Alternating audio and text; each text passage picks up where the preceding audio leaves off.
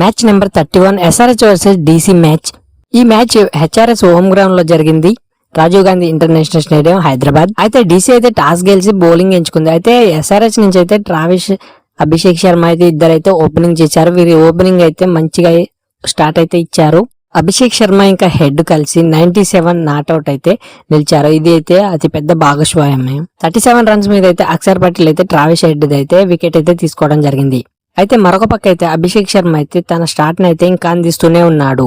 తర్వాత one down లో వచ్చిన ఇషాన్ కిషన్ కూడా 27 దగ్గర నితీష్ రాణా చేతిలో రన్అట్ అయితే జరిగింది. తర్వాత క్లాసెన్ వచ్చాడు. క్లాసెన్ ఇంకా అభిషేక్ శర్మ అయితే ఇద్దరు మంచి స్టార్ట్ అయితే ఇచ్చారు.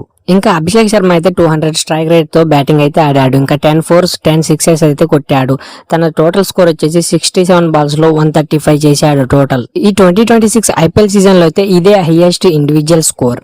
135 స్కోర్ ఇంకా నాట్అవుట్ గా నిలిచాడు. ఇంకా మరొక సైడ్ అయితే క్లాసెన్ కూడా 13 బాల్స్ లోనే 37 రన్స్ అయితే చేశాడు. 200 స్ట్రైక్ రేట్ మెయింటెనెన్స్ చేశాడు. అయితే క్లాసెన్ ఇంకా అభిషేక్ శర్మ ఇద్దరు కలిసి లాస్ట్ ఓవర్ లో అయితే 24 రన్స్ అయితే చేశారు. 6s 4లతోటే డీల్ చేశారు. డీసీ బౌలర్స్ అయిన ముఖేష్ కుమార్ ఇంకా నటరాజన్ లాంటి కుల్దీప్ ఇంకా ఎక్స్పీరియన్స్ ఉన్న బౌలర్స్ ని కూడా ఎవరిని కూడా వదలలేరు. అయితే ఎస్ఆర్హెచ్ టీం అయితే టోటల్ స్కోర్ 242 అయితే డీసీకి టార్గెట్ గా ఇచ్చింది. ఇదైతే పెద్ద టార్గెట్ అని మనం చెప్పాము.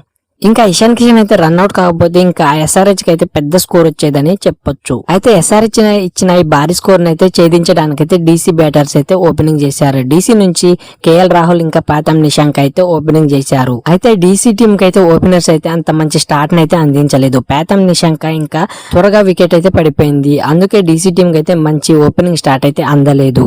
కేఎల్ రాహుల్ కూడా 37 రన్స్ మీద అయితే అవుట్ అయిపోయాడు.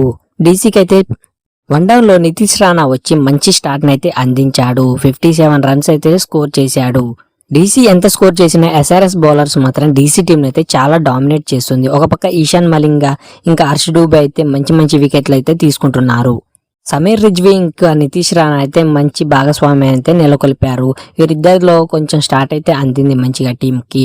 కానీ ఇంకొక పక్క ఈశాన్ మలింగ అయితే డీసీ బ్యాటర్స్ అందరినీ డామినేట్ చేశాడు. డేంజరస్ డేవిడ్ మిల్లర్ ని బౌల్ చేశాడు. ఇంకా ట్రెజన్ స్టబ్స్ ని కూడా అవుట్ చేశాడు. ఇంకా సమీర్ రిజ్వీన్ కూడా ఈశాన్ మలింగ్ అయితే అవుట్ చేశాడు.